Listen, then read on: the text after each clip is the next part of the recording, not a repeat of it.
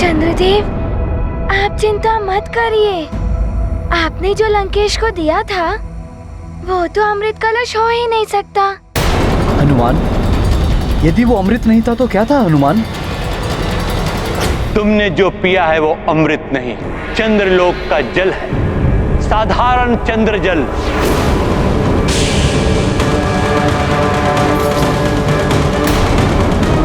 बिना पात्रता के कोई अमृत ग्रहण नहीं कर सकता। जो अमृत ग्रहण करने के योग्य पात्र होता है, मात्र वही अमृत पान कर सकता है। नहीं नहीं गुरुदेव, ये नहीं हो सकता। पात्र हूं मैं, सयोग्य पात्र हूं मैं। मां शिव भक्त हूं मैं, महातपस्वी रावण हूं मैं। अमृत ग्रहण कर सकता हूं मैं। गुरुदेव देखिए, अमृत में अभी भी उबाल आ रहा है। देखिए गुरुदेव, ये अमृत ही है। गुरुदेव, आपको भ्रम हुआ है। लंकेश, समुद्र से घिरी हुई लंका में रहते हो, फिर भी तुम्हें स्मरण नहीं है कि पूर्णिमा और अमावस्या की रात्रि समुद्र के जल में भी उफान होता है। यह तो चंद्र जल है, इसमें तो और भी अधिक उफान होगा। लंकेश, मैं तुम्हारा गुरु के ज्ञान पे कभी शंका नहीं करना चाहिए। आपके ज्ञान पर शंका नहीं, किंतु अपने ज्ञान पर आत्मविश्वास करता है रावण। यह सत्य है और मैं आपको अभी सिद्ध करके दिखा सकता हूं। सैनिकों, इधर आओ। जी लंकेश। जी लंकेश। सैनिकों, अपने खड़ग से मेरे ऊपर वार करो, भरपूर वार करो। दशानन, ये क्या कर रहे हो तुम? आप चिंता ना करें माते, आपके पुत्र का कोई अहित भी नहीं कर सकता। अमृतधारी हो चुका है आपका पुत्र। पुनः मूर्खता मत करो रावण। बस गुरुदेव, बस।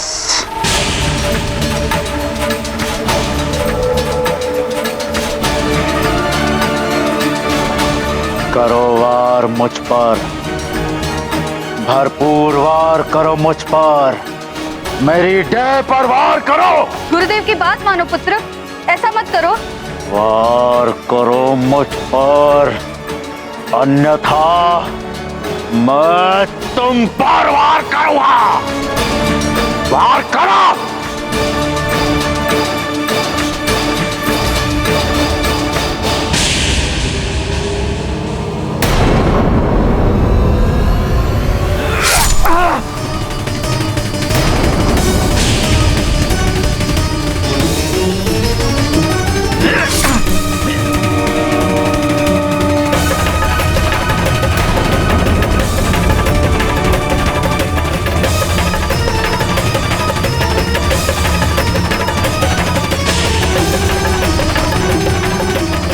ही क्षण में यह सिद्ध हो जाएगा कि ये चंद्रलोक का साधारण जल नहीं, अमृत है, जिसके प्रभाव से मेरी ये चोटें शीघ्र ही ठीक हो जाएंगी।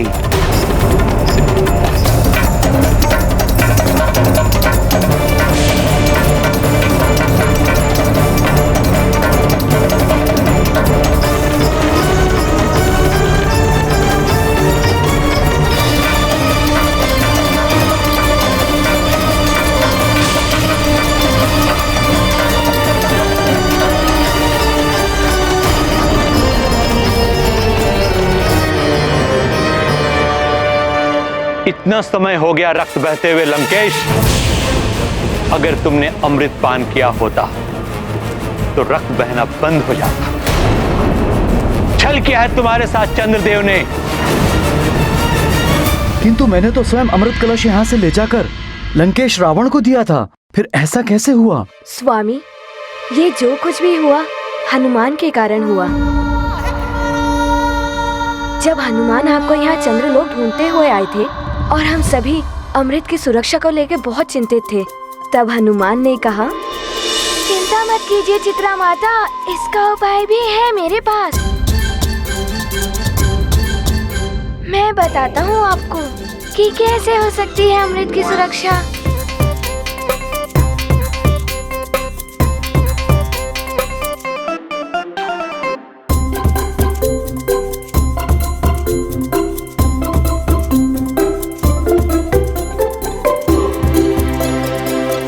ये तुमने क्या किया हनुमान? माता, आप ही ने बताया था ना कि ये मंत्र किसी को स्मरण नहीं रहता।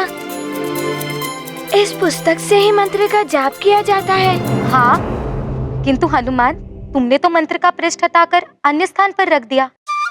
और इस प्रकार तो मंत्र त्रुटिपूर्ण हो जाएगा। और इससे क्या होगा? जब कोई आपकी इच्छा के विरुद्ध ही अमृत ले जाने का प्रयास करेगा, तो मंत्र के दोषयुक्त उच्चारण से उसे अमृत की नहीं, जल की प्राप्ति होगी। किंतु हनुमान, फिर अमृत कैसे प्राप्त होगा? यदि आपको अमृत प्राप्त करना है तो स्मरण कर लीजिए। मैंने पुस्तक के चतुर्थ पृष्ठ को द्वितीय पृष्ठ पर रख दिया है। उसे पुनः अपने स्थान पर रख देंगी तो मंत्र पुनः ठीक हो जाएगा। अर्थात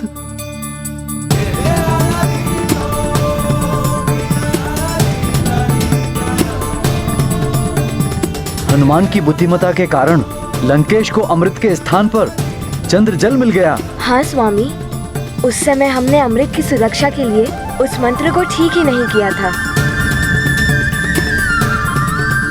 वास्तविक अमृत अभी भी चंद्रलोक में सुरक्षित है।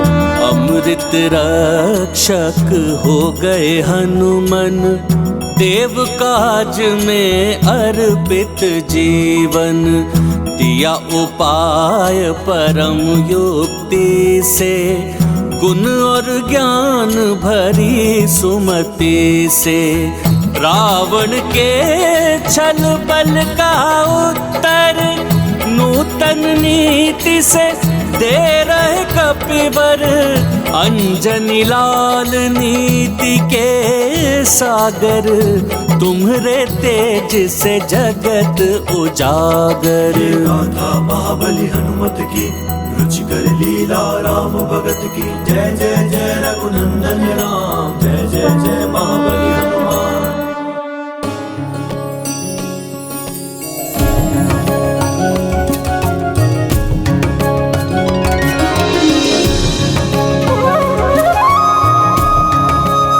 आपकी अनुपस्थिति में रावण और उसके असुरों से अमृत को सुरक्षित रखने की दृष्टि से यह आवश्यक था स्वामी।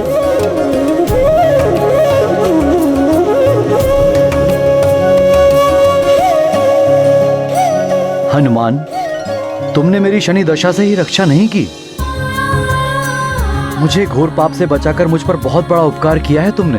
चंद्रदेव, ये सब जो हुआ है सब मेरी माँ के आशीर्वाद के प्रताप से ही हुआ है। अन्यथा मैंने तो राक्षसों से सुरक्षा के लिए किया।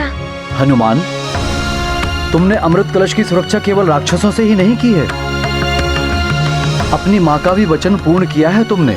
अब तक तो रावण को ज्ञात हो गया होगा कि वो अमृत नहीं, केवल चंद्र जल है।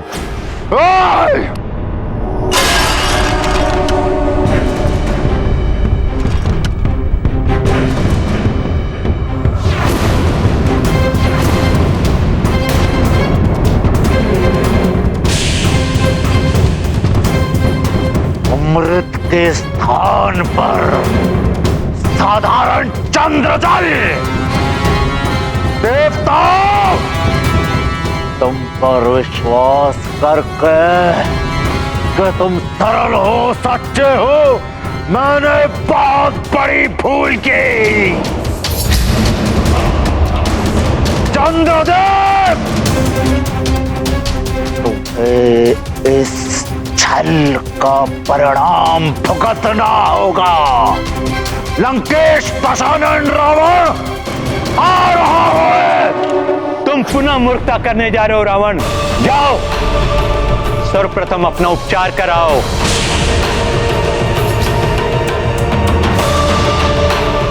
स्वार्थ में अंधा होकर जब मनुष्य किसी से चालाकी करता है तो वो ये नहीं जान पाता कि कभी कभी उसी की चालाकी उसके लिए संकट बन सकती है, जैसा कि रावण के साथ हुआ। दूसरी ओर परमार्थ के लिए हनुमान के द्वारा की गई चालाकी ने अमृत को असुरों के हाथ में जाने से बचा लिया। परमार्थ के लिए किया गया कार्य वो भले ही चालाकी हो, किंतु वो सफल होता है। विजय सदैव सत्य की ही होती है। मैं तुम्हारी माता का बहुत आभारी हूं हनुमान। तुमने उनके वचन को निभाया और मेरी शनि दशा से रक्षा हो पाई। तुम्हारी माता को मेरा नमन।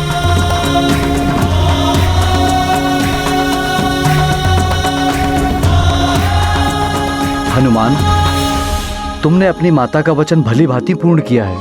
अब तुम शीघ्र सुमेरु जाओ और अपनी माता का व्रत पूर्ण करो, क्योंकि तुम यदि नहीं जाओगे तो उनका व्रत पूर्ण नहीं होगा। हाँ चंद्रदेव, माँ व्याकुलता से मेरी प्रतीक्षा कर रही होंगी। मुझे आज्ञा दे। प्रणाम।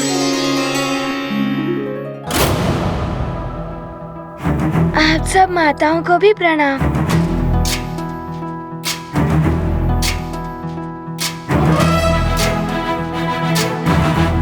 मुझे आज्ञा दे माता।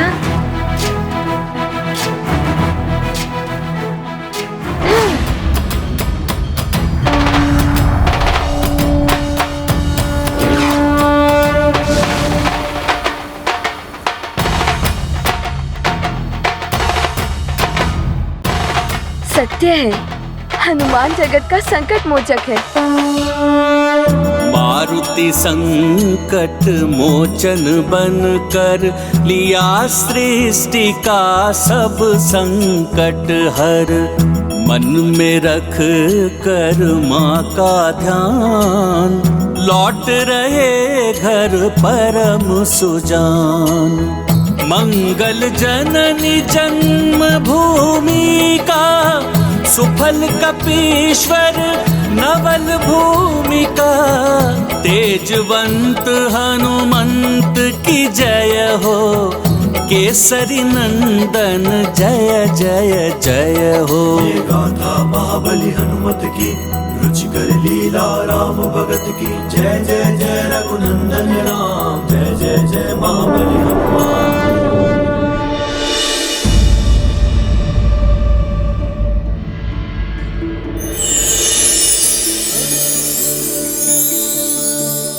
ओम चंद्राय नमः। ओम चंद्राय नमः। ओम चंद्राय नमः।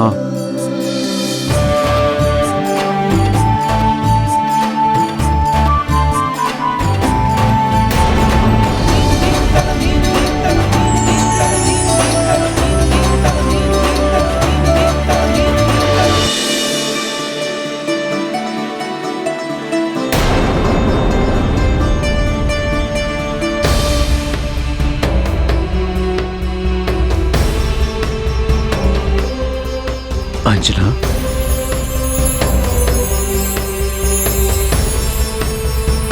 मैंने कहा था ना केसरी जी, जिन चंद्रदेव के दर्शन के लिए देवी अंजना ने अन्न जल का त्याग किया था, उन्हीं की अमृतमयी औषधियों से युक्त रश्मियां देवी अंजना को शक्ति प्रदान करें।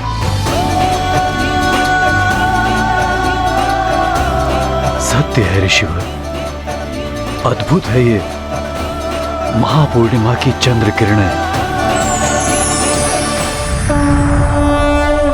माँ, मैं आ रहा हूँ।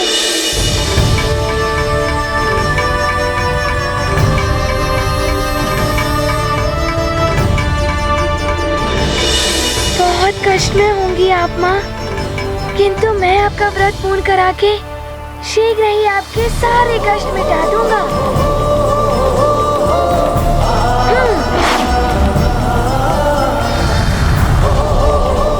मैं आ रहा हूँ माँ।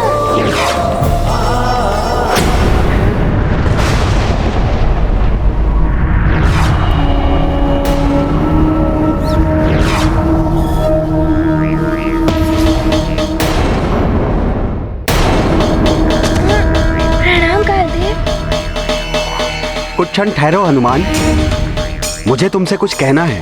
मुझे क्षमा करें कालदेव, मेरी माँ ने 3 दिनों से निर्जला व्रत रखा है। अब महापूर्णिमा के चंद्र भी उदित होने को हैं। मुझे शीघ्र जाकर मुझे माँ का व्रत पूर्ण कराना है। मेरे बिना उनका व्रत पूर्ण नहीं होगा। अर्थात तुम्हारे पास इतना भी समय नहीं है कि कुछ क्षण ठहर कर तुम मेरी बात सुन सको? ऐसा नहीं है कालदेव, मैं आपकी बात सुनूंगा। तो मेरी माँ का एक एक क्षण कितना कष्टकारी व्यतीत हो रहा होगा। मुझे इस वक्त सुमेरु में होना चाहिए था कालदेव।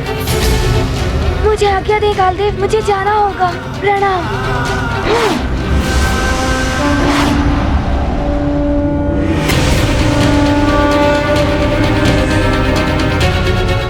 हनुमान, मैं तुम्हें समझाने आया था, किंतु ऐसा प्रतीत होता है कि तुम्हारे दृष्टि में काल का कोई मोल नहीं है। अब तुम्हें यह ज्ञात कराना पड़ेगा कि काल का क्या मोल होता है।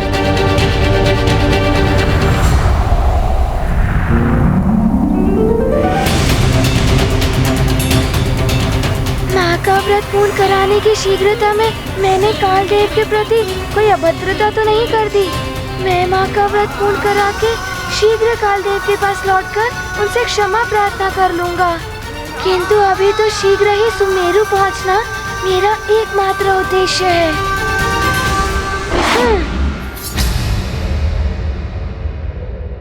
अंजना,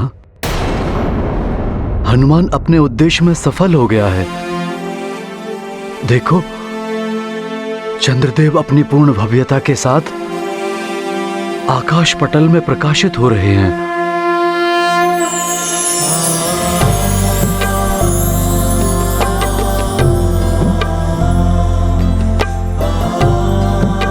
हाँ अंजना, देखो चंद्रोदय हो गया है।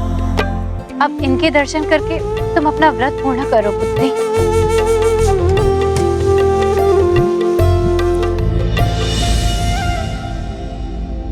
मैं अपने पुत्र हनुमान के बिना कैसे अपना व्रत पूर्ण कर सकती हूँ?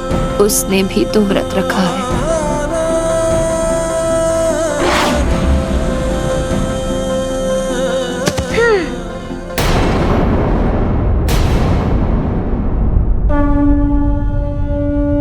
हनुमान,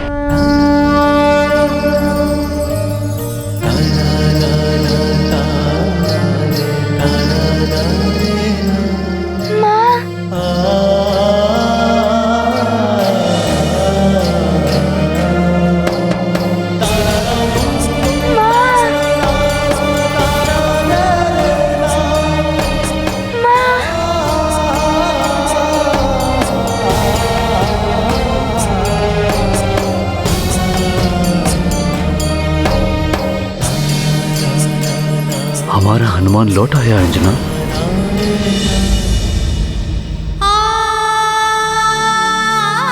माँ, आप ठीक तो हैं?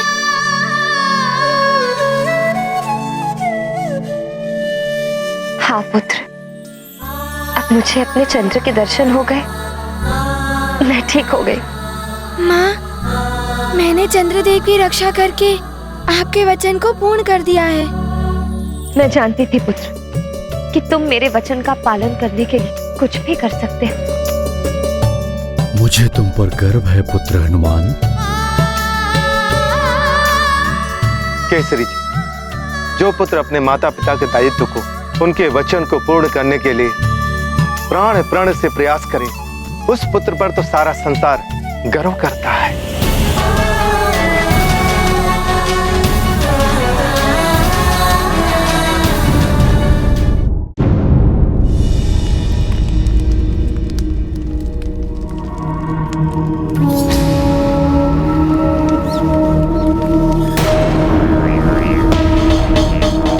महाराज,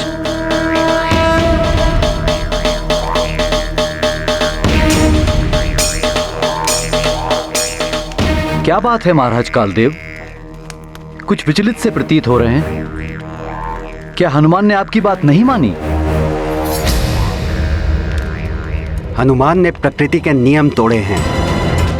मुझसे यह भूल हुई कि मैंने उसे उस समय कुछ नहीं कहा जब वो काल चक्र को विपरीत दिशा में घुमा रहा था। या फिर उस समय जब उसने मेरी तप भंग करने की उदंडता की। हनुमान ने अपने पूर्व काल में कई अनुचित कार्य किए हैं जिससे नियम भंग हुए हैं। यदि उसे नहीं रोका गया तो अनुचित कार्य और भी बढ़ते रहेंगे। हनुमान, तुमने जो प्रकृति के विरुद्ध अनुचित कार्य किया है वो तुम्हें दंड का भागी बनाता है। तुम्हारे अनुचित कार्य के लिए तुम्हें दंड भोगना होगा।